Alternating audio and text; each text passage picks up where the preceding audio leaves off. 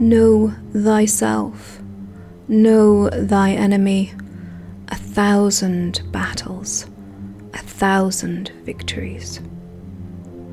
As the Char legions burnt through the northern continent of Tyria and humanity teetered on the brink of annihilation, Krytans turned to false gods for their salvation. But when you make a deal with demons, the price is paid in the blood of the innocent, and all those who would sacrifice their freedom to purchase some order and stability reap only subjugation.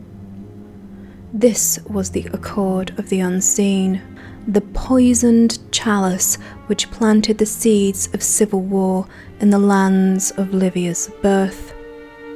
Born in the 11th century, Livia fought for crown and country, even as her homelands burnt and its people turned on one another. War can consume the soul of even the bravest, but it can also temper the spirit, harden resolve, and birth the greatest of leaders.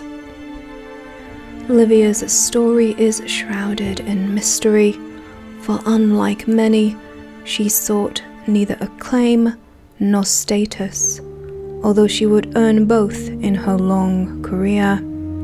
Driven not by the mundane pursuit of power, Livia sought the salvation of Kryta and the restoration of the line of King Doric. The first records of her appear in the scrolls of the historian Moreau during the Krytan Civil War. She, like many of her countrymen, joined the resistance against the mantle in the ranks of the Shining Blade.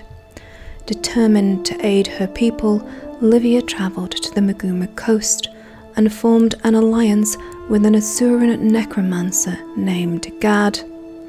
There she traded knowledge of the Bloodstones for the Asurans' formidable technology. For the sharp-toothed eccentrics were renowned for their mastery of all aspects of magic and their ruthlessness, both of which were of use to the battle-hardened Livia. She would ultimately part ways with Gad, but learnt much from the elder before he fell in battle. Queen Selma, with Livia, Ivinia, and Barthalos at her side, would take the battle to the White Mantle.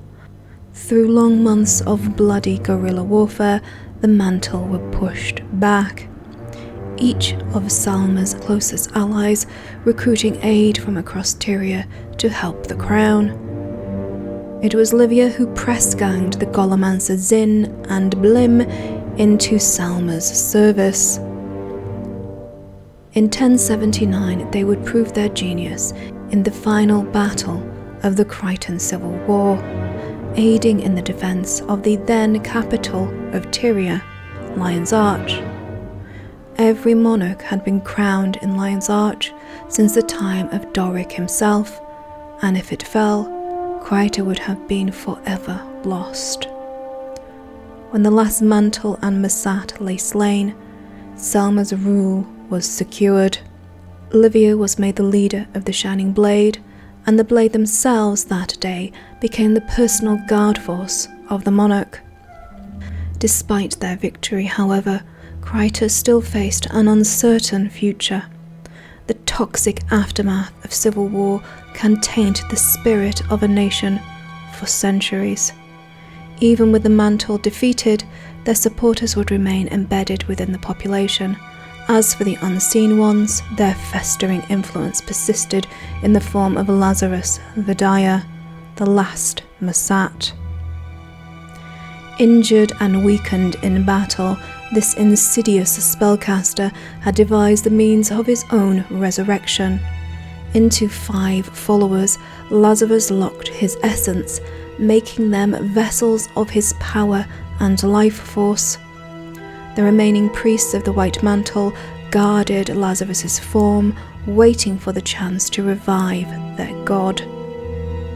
If not for the betrayal of one of his vessels, Justica Navid, Lazarus could well have been revived centuries ago. The repentant Justicar was able to corrupt the aspect embedded within him and thwarted the Masat's grand plan, but at the cost of his life.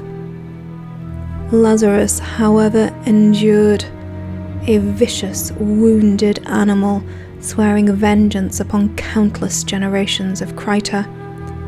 The means of his restoration, his aspects, they remained two, four in the possession of the White Mantle. The fifth, the one that had resided within Naveed, was spirited away into hiding, its location a secret even to the Shining Blade. As long as the aspects existed, Kryta would never be safe.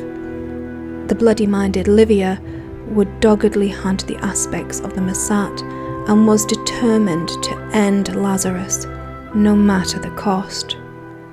Through the long decades, Livia led the Shining Blade and protected the Queen and her heirs, though she was often absent from court, her search for the aspects taking her the length and breadth of Tyria.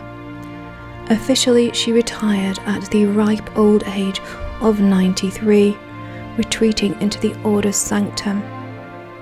It would be fitting to end our tale here, a story of a life well lived, victories won, and all but one demon vanquished. But Livia was no mundane summoner of the dead. For all her years, Livia appeared unchanged.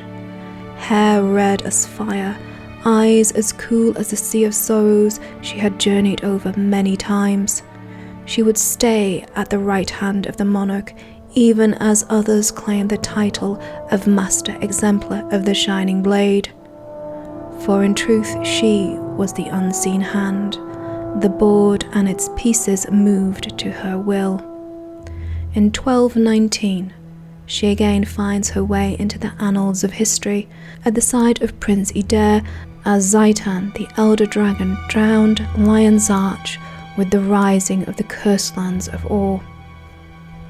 She was instrumental in staying the hand of the young prince whose ambitions threatened the now city-state of Lion's Arch, even as it struggled to defend humanity from an Orion invasion which threatened the whole of Tyria. Her mastery of the dark arts helped push back the tide of that same battle. If not for the royal chronicles, none would know of her actions that day, and in truth few still do. The account was hidden for fear of Idair's wrath. Livia's legend has grown over many decades. Stories spiraled around the necromancer, rumors of rituals and dark magic, even human sacrifice, the secrets of a seemingly eternal life and youth. It was said the stoic necromancer met all inquiries with her customary dry wit and rapiered tongue. So steeped in power, none could challenge her, save the monarch, but each of them knew her worth. We can but speculate as to the source of her power. I do know that whilst fighting at the side of the Ascalonian refugees, Livia learned of the Sceptre of Or. She was well practiced in the dark arts herself, being a necromancer of no small renown within the blade. That ancient Orion relic could well have held the power to defeat Lazarus and perhaps explain her long life. It is clear that Livia did indeed travel to Or, and there are rumours she retrieved the sceptre, but none in the Shining Blade will comment. Having consulted with priory scholars, some did speculate the artifact could hold great power, perhaps even able to extend life, but truly only Livia could answer these questions, and she has not been seen for almost 100 years. I like to imagine she is still in the shadows, hunting Lazarus to the ends of the world. I can but hope that her story has the ending it deserves.